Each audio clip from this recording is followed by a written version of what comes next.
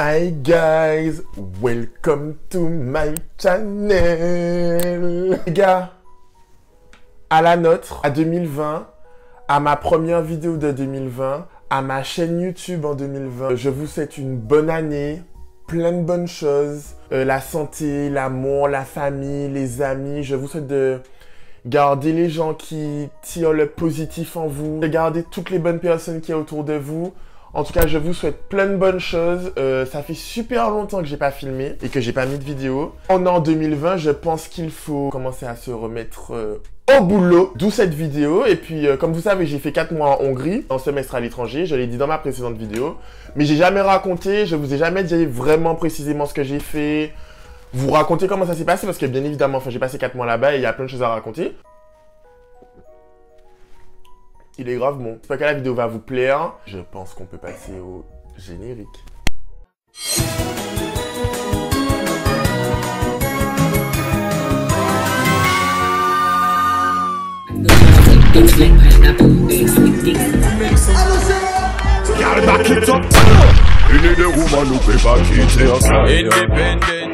Du coup, commençons par le commencement. En septembre, je suis parti à Budapest avec mes parents parce qu'en gros, j'étais en semestre à l'étranger à Miskolc. Si j'étais pas à Budapest, j'étais à Miskolc, c'est une petite ville en Hongrie. En vrai, Miskolc, vivre à Miskolc, c'était le ghetto.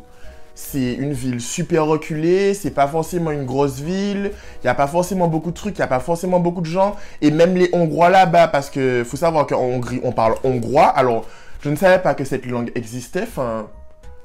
hongrois, enfin c'est vraiment genre la langue pour la Hongrie and that's it. À Miskolc, les gens parlaient hongrois. Comme c'est une petite ville, donc c'est une population vraiment vieillissante parce que les jeunes partent ailleurs, tu vois. Les vieux ne parlaient pas forcément anglais, tu vois, ils parlaient vraiment hongrois. Franchement, là, c'était le ghetto. Mais il faut savoir que c'est pas la même monnaie en Hongrie. Du coup, le pouvoir d'achat d'un Français lambda, c'est vraiment pas cher. Tu te nourris pour pas cher. Vous ayez un peu une image, pour ceux qui fument en tout cas.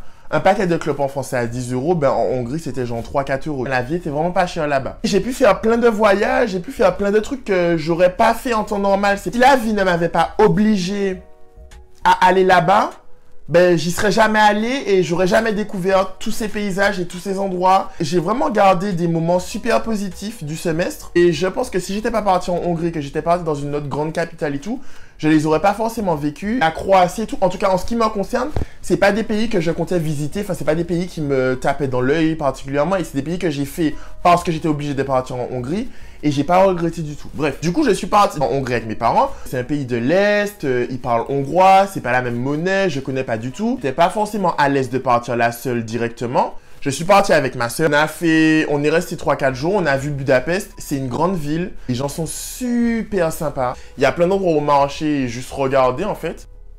Au final, on arrive à Miskolc, où je suis resté. Et on arrive sur leur campus. Et on voit la chambre. La chambre, c'était genre... Oh. La chambre était sale. Il y avait des bêtes. C'était le ghetto. On ouvrait les persiennes, il y avait des puces. Il faudrait que je vous montre les puces qu'il y avait, des espèces de... Des puces, en fait, des espèces de... Des puces. Il y avait des puces qui vivaient dans la chambre, qui étaient au plafond, qui tombaient sur toi au milieu de la nuit. Tu fermais la fenêtre, les puces arrivaient à 800 km/h en mode... Quand vraiment on fermait la fenêtre, les puces arrivaient en mode... sur les baies vitrées. Donc, on était au bout. On n'était pas à l'aise, on n'était pas bien. Je vais vous dire la vérité, je suis quelqu'un, il y a grave un moment où j'ai juste envie de rester chez moi, juste envie d'être devant ma série Netflix et j'ai pas envie d'avoir des gens autour de moi, qui gravitent autour de moi, qui me parlent. Enfin, même quand je sors avec mon consentement, au moment de la soirée où je suis en mode, ok, rentre chez toi. T'as déjà dit assez bonjour aux gens, t'as déjà parlé, eu assez de discussions, c'est bon. Donc, c'était franchement au départ vraiment pas à l'aise du tout. Du coup, on est parti à Budapest, on a trouvé un super Airbnb qui était vraiment sur l'avenue. Franchement, l'Airbnb était magnifique. On l'a même refait avec des potes après et tout. C'était à peu près le même budget. On avait un super bel appartement aussi, bref.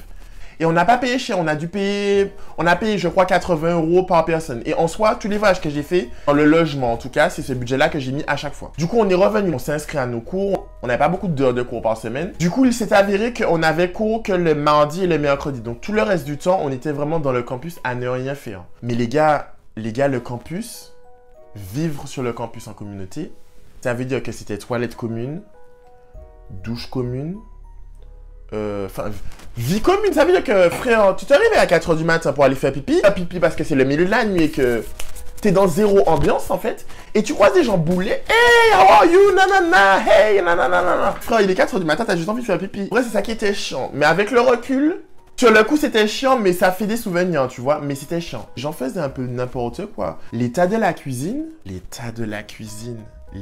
On avait... Parce que cuisine commune. Ah oui. S'il y a des gens qui ont décidé de faire à manger de midi à 15 h, un plat de lasagne et un bœuf bourguignon, tu attends que les gens aient fini avec les plats qu'il leur faut pour faire le bœuf bourguignon et les lasagnes pour que toi, tu fasses ton plat de pâtes et ton steak haché. La cuisine était sale au max. Moi, honnêtement, j'aime cuisiner. J'aime faire à manger, j'aime me faire des plats, j'aime bouffer. Et la cuisine était souvent dégueulasse. Genre vraiment dégueulasse. Vraiment. Sale. Sale. Ça veut dire que même chez moi, sachant que je sais que personne ne va venir après, c'est pour moi. Je ne laisse pas ma cuisine dans cet état. Ma cuisine n'est jamais dans l'état dans lequel la cuisine en Hongrie était. Jamais. Il y avait un bidon. Et dans le bidon, les gens mettaient... par exemple, ils font un truc avec de l'huile, ils font de la viande, ou je sais pas moi, du poisson, ils font frire un truc, bref. Ils vont la mettre dans le bidon. Donc ça veut dire qu'il y a un gros bidon rempli d'huile sale. Premier point d'interrogation. Pourquoi vous ne mettez pas l'huile sale dans l'évier, sachant que l'évier, il y a tout dedans. Du riz, des pâtes, des motos, tout dans l'évier, mais par contre, l'huile, non. On peut tout mettre dans l'évier, on peut garer nos voitures dans l'évier, mais par contre, l'huile, on met dans le bidon. Le bidon est ouvert, le bidon met des gouttes. Toutes les 2-3 semaines, ils vidaient le bidon et ils re-remplissaient le bidon. Je me demandais vraiment, est-ce que ces gens-là font des chichis chaque jour pour que le bidon d'huile usagée soit rempli rajol toutes les 2 semaines, en fait. Ils utilisent 6 litres d'huile. Pourquoi il y a 6 litres d'huile? Et la kitchen a été dégueulasse pendant tout le semestre. Les gens mettaient leurs affaires n'importe où. La poubelle débordait, l'évier sale, le bac à huile plein à ras-bord. Toujours, tout le temps, bref. Et les toilettes. Et 6 h du matin, je vais aller faire pipi. Je vois quoi? Je rentre dans les toilettes. Il n'y avait pas des marques de caca dans les toilettes. Il y avait des marques de caca sur la cuvette. Je vous mets la photo. Regardez bien. Sur la cuvette, il y a une marque de caca. La personne qui allait faire la marque de caca sur la cuvette, elle a fait comment? Comment toi, t'es assis sur la cuvette? Comment ton caca fait pour aller sur la... C'est soit tes fesses, soit le caca. Tu fais caca debout? Pourquoi il y a du caca sur la cuvette? Pourquoi il y a du caca sur la cuvette? Tu es assis sur la cuvette. Tu es assis en train de faire caca. Par quelle onction du Saint-Esprit tu trouves le moyen de mettre du caca hors de la cuvette? Parce que moi, j'aurais eu honte. Je sors des toilettes, la personne qui passe après moi, si je fais caca sur la cuvette, je vais penser que les gens savent que c'est mon caca. J'aurais trop peur que les gens reconnaissent mon caca. Je sais pas comment, mais je me serais dit, mais attends, enfin, j'ai fait caca sur la cuvette, tout le monde va voir que j'ai fait caca sur la cuvette. Enfin, je nettoie le caca. Non, toi, tu laisses. Toi, tu laisses le caca. Des fois, je pétais les plombs. J'étais en mode, mais vous êtes sérieux, les gars? Et aussi, les douches. Fallait s'adapter à chaque personne. Il y a des gars qui décident de se mettre tout nus. Ils sont tout nus devant toi, tout le monde est tout nu. On est tout nus là, tout nus dans la douche. Et il y a pas de problème. Il y a des gars, tu décides de te mettre tout nu, ils sont en mode 3 douches. Ça veut dire que tu es dans la douche, mais j'ai besoin de me doucher aussi. Tu es tout nu, c'est pas mon problème, parce que j'ai besoin de me doucher, je dois aller en cours, j'ai besoin de me doucher. Il y a eu plein de moments dans ce semestre où, et je pense que ça m'a fait grave grandir, parce qu'il y a eu plein de moments où j'ai vraiment dû m'adapter au comportement des gens. Genre, moi, me mettre dans des positions qui sont super inconfortables pour moi, pour le bien de la vie en communauté, enfin, je suis obligé dans tous les cas, tu vois. À côté de ça, sur le campus, il y avait un bar, une discothèque, un tabac, le Lidl juste à côté. Donc, en soi, on pouvait tout faire dans le campus. Donc, ça, c'était cool. Et en vrai, les bails des discothèques et tout, ben, au final, on allait en soirée. On rentrait tous au même endroit. On sortait tous de la soirée. On était tous bourrés. Donc, on s'ambiançait tous ensemble. Et en vrai, j'ai fait des super bonnes rencontres. Franchement, j'ai rencontré des gens qui étaient super cool. J'ai passé des super bons moments. Et même s'il y a eu les moments qui étaient quand même assez difficiles, genre le caca sur les toilettes, les douches que tu dois gérer, celui-là veut se mettre tout nu, celui-là a peur que tu le vois tout nu, enfin bref. Mais franchement, j'ai quand même tiré beaucoup de positifs de cette expérience. Et puis en soi, comme je vous disais, les voyages étaient vraiment faciles à faire. On est allé à Vienne. On avait un super Airbnb. Honnêtement, Vienne, c'est magnifique. On y est allé en bus. Et même le trajet en bus, même si je déteste prendre le bus, ben j'étais assis tout devant et il y avait plein de beaux paysages sur la route. Donc comme ça passait de ouf. Et puis Vienne, en soi, c'était magnifique. On a grave marché dans Vienne. On n'a pas fait forcément des visites payantes ou quoi que ce soit. Donc franchement, si vous pouvez aller en Autriche, allez en Autriche.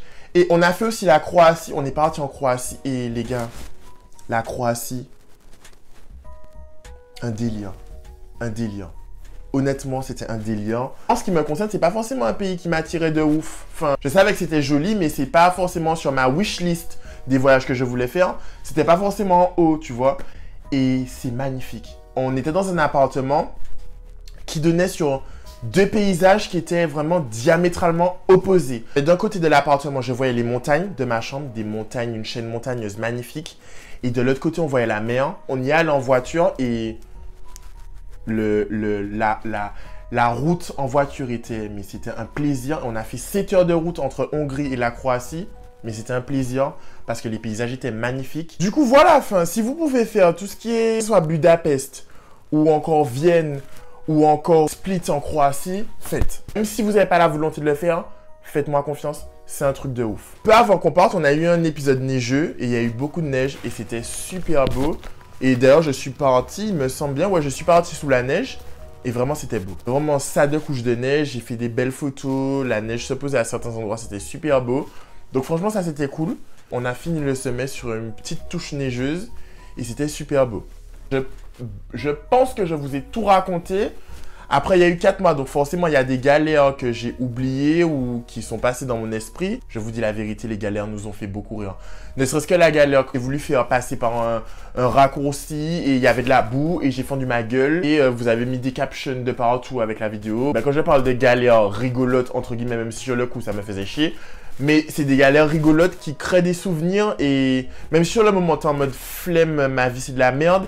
Mais après, quand tu t'en rappelles, tu rigoles bien, tu vois. Et les trucs comme ça, la vie en communauté en permanence H24, c'est pas un truc dans lequel je suis à l'aise. Et en vrai, j'ai quand même passé un bon semestre. Enfin, si je devais faire le bilan général du semestre, j'ai quand même passé un bon semestre. Du coup, j'ai fini ma coupe pour la fin de la vidéo.